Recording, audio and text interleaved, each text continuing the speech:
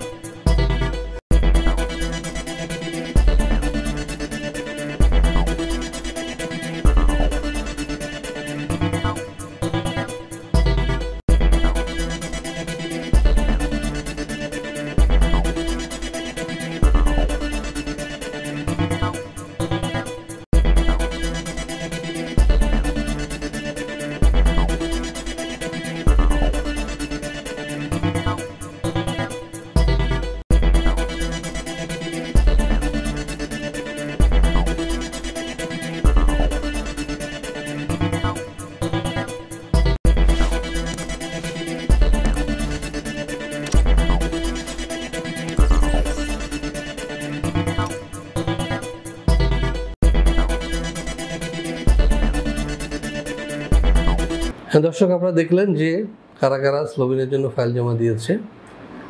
তো তাদেরকে আবার অভিনন্দন জানাচ্ছি। দর্শক, আজকের আলোচনাটা মূলত এই স্লোভেনিয়া নিয়ে। স্লোভেনিয়ায় কারা যেতে পারবেন, কীভাবে যাবেন, কাগজপত্র কী লাগবে, কী খরচ হতে পারে, সব বিষয়ে বিস্তারিত তুলে ধরবো আজকের এই ভিডিওতে।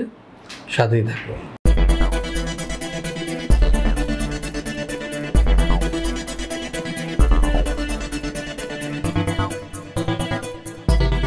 দর্শক, আজকের আলোচনাটা স্লোভেনিয়া নিয়ে এবং স্লোভেনিয়ায় আপনারা কারা কীভাবে যেতে পারবেন সে বিষয়ে বিস্তারিত তুলে ধরছি। প্রথমে চলুন না দেখে আসি কেমন দেশ এই স্লোভেনিয়া। মধ্য ইউরোপের দেশ স্লোভেনিয়ার প্রাতিষ্ঠানিক নাম দ্য রিপাবলিক অফ স্লোভেনিয়া। এর পশ্চিমে রয়েছে ইতালি, উত্তরে অস্ট্রিয়া, উত্তর পূর্বে হাঙ্গেরি, দক্ষিণ পূর্বে ক্রোয়েশিয়া এবং দক্ষিণ পশ্চিমে আড্রিয়াটিক সাগর। স্লোভেনিয়া পাহাড় ও বন সমৃদ্ধ একটি দেশ। মোট আয়তন 20,771 বর্গ কিলোমিটার এবং জনসংখ্যা 2.1 মিলিয়ন। এর আগে এটি ছিল যুগোস্লাভিয়ার একটি অংশ। 1991 সালের 25 জুন সর্বপ্রথম কোনো রাষ্ট্র হিসেবে স্লোভেনিয়া যুগোস্লাভিয়ার জোট থেকে বের হয়ে আসে এবং নিজেদের স্বাধীন ও ও সার্বভৌম রাষ্ট্র হিসেবে ঘোষণা করে। তাদের বেশিরভাগ স্লোভেনিজ জাতিভুক্ত। স্লোভেনিয়ার আবহাওয়া প্রধানত উপমহাদেশীয়। লুবলিয়ানা দেশটির রাজধানী ও সর্ববৃহৎ শহর। 2002 সালে জরিপ মতে স্লোভেনিয়া মুসলমানের সংখ্যা 47,824, যা মোট জনসংখ্যার শতকরা 2.4 ভাগ। হ্যাঁ দর্শক, আমরা দেখে আসলাম কেমন দেশ এই স্লোভেনিয়া। এবার আমরা যেটি জানার চেষ্টা করব সেটি হচ্ছে যে স্লোভেনিয়ায় বর্তমানে কী ধরনের কাজ রয়েছে। চলুন দেখে আসি একটি ভিডিও প্রতিবেদন। ইউরোপের সেনজেনভুক্ত দেশসমূহে যেতে চাইলে অনেকের কাছে প্রথম পছন্দ স্লোভেনিয়া, কেননা এখনও এখানে খুব বেশি বাইরের মানুষ নেই। স্লোভেনিয়ার ইমিগ্রেশন পলিসি দীর্ঘমেয়াদে যারা দেশটিতে বসবাস করতে চান তাদের জন্য আদর্শ। স্লোভেনিয়ার ভিসার সাথেই পাওয়া যায় 2 বছরের টিআরসি।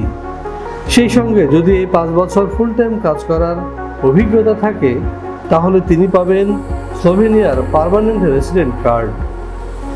স্লোভেনিয়ার বর্তমানে কাজের সুযোগ রয়েছে কনস্ট্রাকশন, ফ্যাক্টরি, অ্যাগ্রোভেজ ফ্যাক্টরি প্রভৃতি। এখানে যে কোনো কাজের ন্যূনতম বেতন 1,20,000 থেকে 1,30,000। বেশিরভাগ কোম্পানি থাকার ব্যবস্থা দিচ্ছে একেবারে ফ্রি। কোনো কোম্পানি দিচ্ছে ফুড অ্যালাউন্স।